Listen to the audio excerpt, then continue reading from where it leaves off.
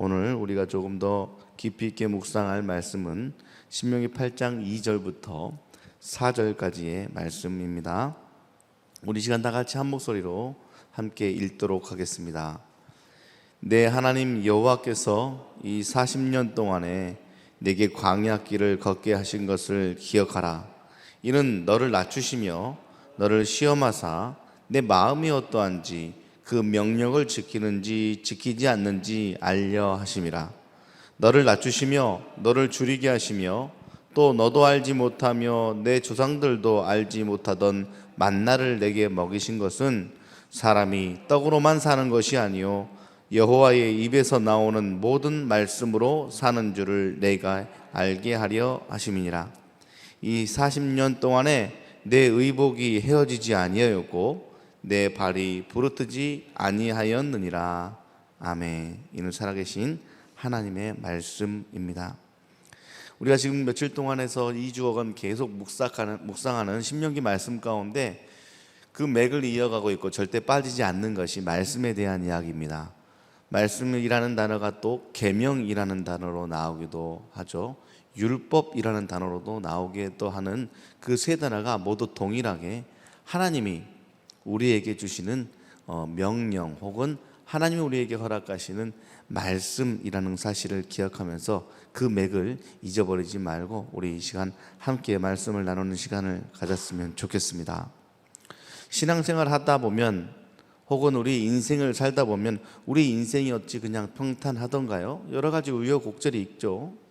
그리고 신앙생활을 하다 보면 오히려 반대인 경우들도 종종 보게 됩니다.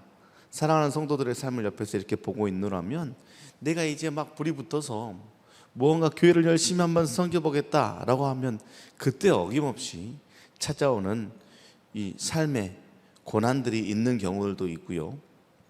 또 반대로 가만히 그냥 있는 듯하고 설렁설렁 그냥 신앙생활하고 살아가는 듯한데도 복을 받아 누리는 사람들이 때마침 비교되는 일들도 우리는 겪어내며 살아가고 있지요. 오늘 본문에 나오는 이스라엘 백성들의 삶도 똑같습니다.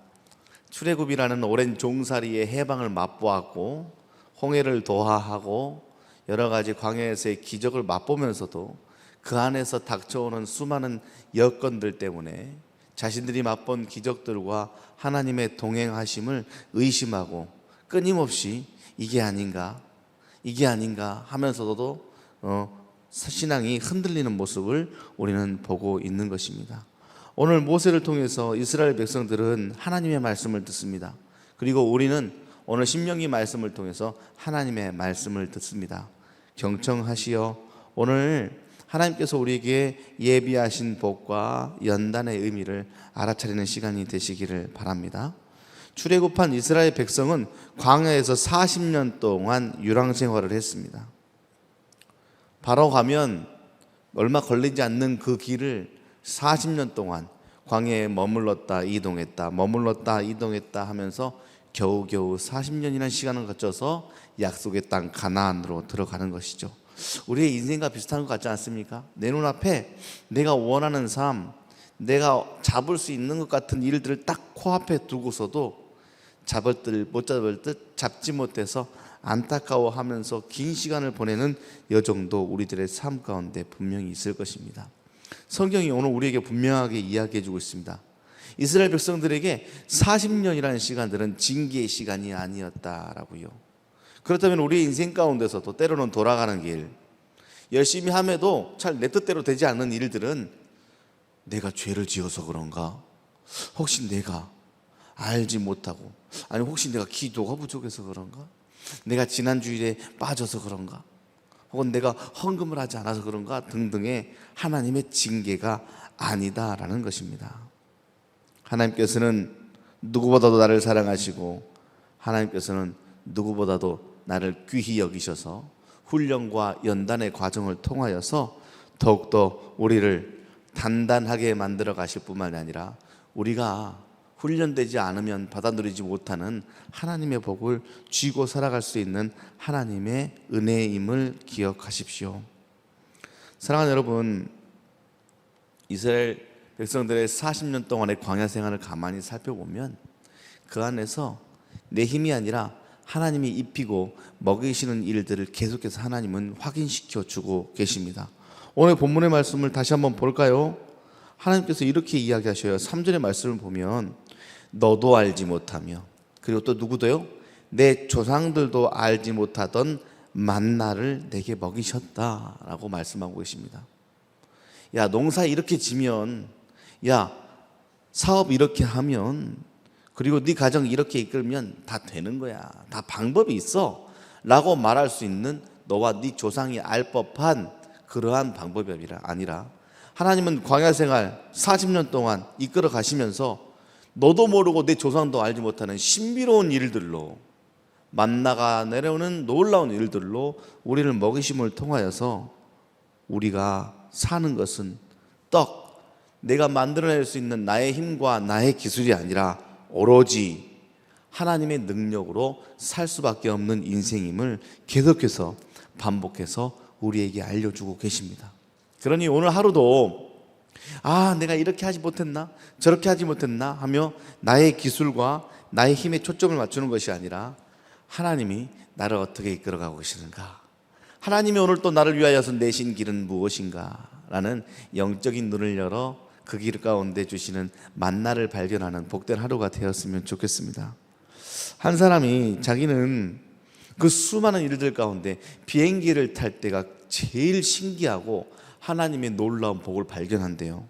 왜 그런가 이야기를 들어봤더니 이렇게 이야기를 시작해요. 비행기가 하늘을 솟구쳐 오르는 게 마치 그리스도의 삶과 똑같대요. 여러분 혹시 날 수 있는 분 계십니까? 날 수 없는 이유가 내가 의지가 없기 때문입니까? 날 수 없는 이유가 내가 훈련을 안 해서 그렇습니까? 반대로 아무리 훈련을 하고 내가 날려고 하는 의지가 있어도 내 힘으로는 하늘을 날 수가 없죠. 그 이유는 우리가 지구 중력의 법칙 아래 살고 있기 때문에 그렇습니다. 중력의 법칙. 그런데 그 중력을 박차고 날 수 있는 방법이 있다는 거예요. 그게 뭐냐면 비행기 안으로 들어가는 것입니다. 그런데 가만히 생각해 보면 놀랍습니다. 비행기의 무게가 보잉 747기 같은 경우에는 무려 비행기 무게만 해도 200톤이나 되는 쇳덩어리라 해요. 거기에 화물이 실리고 사람들이 수백 명이 타게 되면 그 무게가 무려 400톤에 이른답니다.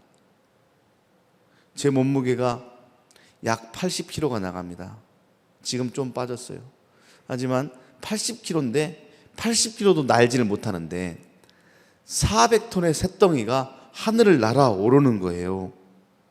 너무 신기하지 않습니까?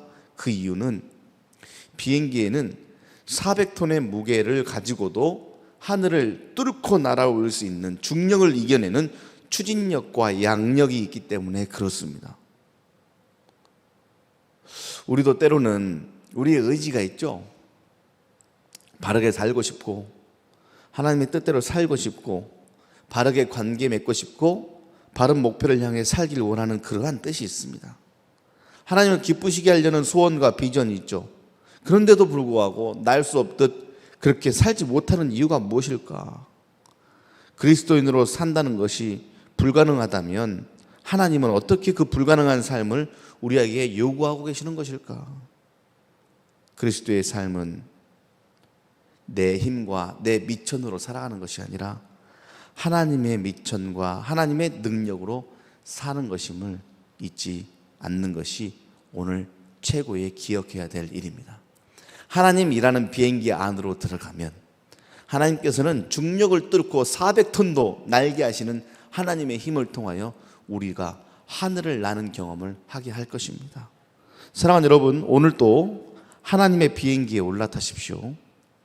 하늘을 향해 날아오르는 일들을 하나님께서 행하실 것입니다. 비록 40년을 돌아가는 것 같은 일들을 경험하고 있지만 그 길 잘 가고 있는 것입니다.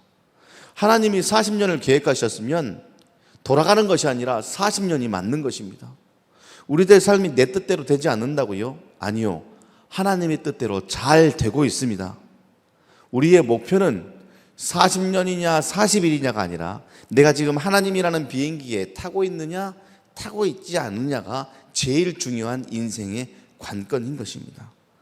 하나님의 비행기에 올라타라 라는 하나님의 말씀에 순종하여 하나님의 비행기에 올라타면 우리는 하나님께서 약속하신 복을 누릴 뿐만이 아니라 하나님의 뜻을 헤아리는 복을 통하여서 하늘을 나는 경험을 통하여 하나님 품에 안겨 사는 복된 삶이 될 줄 믿습니다. 사랑하는 여러분, 이스라엘 백성들이 그냥 광야의 인생으로만 끝났다면 오늘 우리는 이 말씀을 묵상하지 않을 것입니다. 이스라엘 백성들은 약속의 땅으로 들어갔습니다.